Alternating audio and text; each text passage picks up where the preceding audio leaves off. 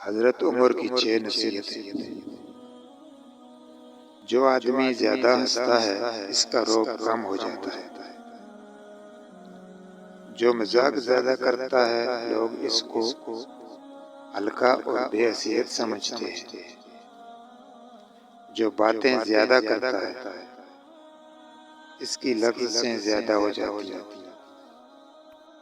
جس کی لفظیں زیادہ ہو جاتی ہیں اس کا حیا کم ہو جاتا ہے۔ جس کا حیا کم ہو جاتا ہے اس کی پرہیزگاری کم ہو جاتی ہے۔